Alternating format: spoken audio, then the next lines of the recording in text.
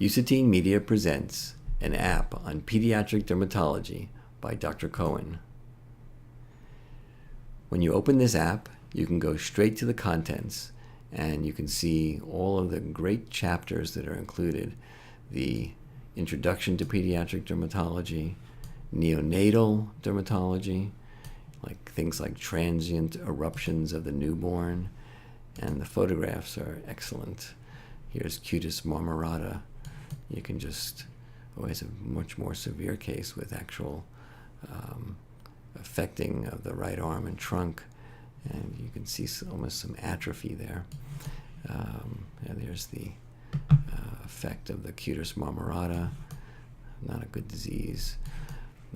But here's your standard erythema toxicum neonatorum, combinations of photographs, nice acropustulosis of infancy.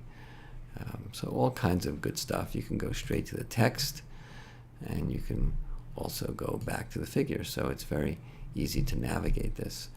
We could go right back to the table of contents this way and go all the way back, and we can see all kinds of interesting things like nevi and birthmarks, and some really excellent photographs, classic photograph of the port wine stain, even one in a child who has Sturge-Weber syndrome. So all these things that are helpful. And keep going, you got your PAPULOSQUAMOUS eruptions. Here's including fungal infections. Like if you look here, you can see this case where this 9-year-old girl with tinea corpus was repeatedly treated with 6 months of topical steroids.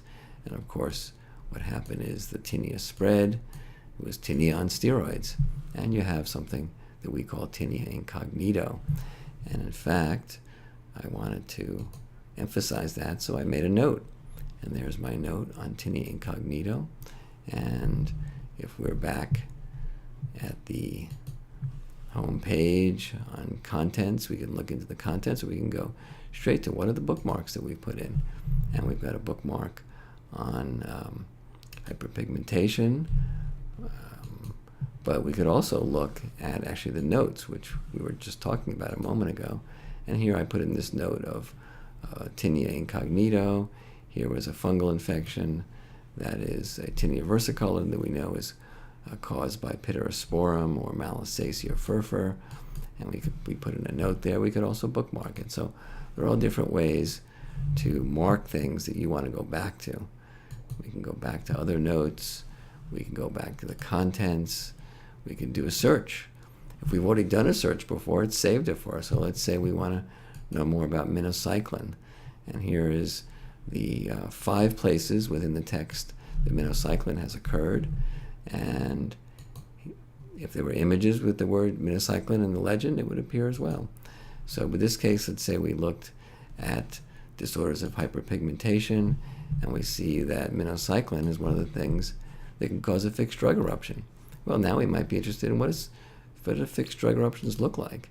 And here's some wonderful photographs of fixed drug eruption, often seen on the glands, often causes this little hyperpigmented type area in dark skin. It may even look like a target type lesion. So all great photographs, great text, great navigation. Here you're in this section, and you can navigate to all different types of hyperpigmentation, whether it's a cafe au lait spot that you want to look at, and then issues about, well, obviously now these are cafe au lait spots where the child does have neurofibromatosis, because you can see the neurofibromas. But here is the legend. You can read about it some more. You can keep following other areas that are hyperpigmented, like the freckles, or very rare conditions, xeroderma pigmentosa, multiple lentigines here in this boy with leopard syndrome, quite a rare condition, but it's good to know about. So there's so many different ways to use this app. And what's wonderful is the search, besides saving your recent searches, and that can save many searches, once you even start a search, let's say we're going to look up xeroderma pigmentosum, and maybe you don't remember how to spell it. You just start off, yeah, there you are, XE. Just if you know the first two letters, you can find your xeroderma. And of course, it'll allow you to find text. Here's an image, and here's the whole condition of xeroderma pigmentosum.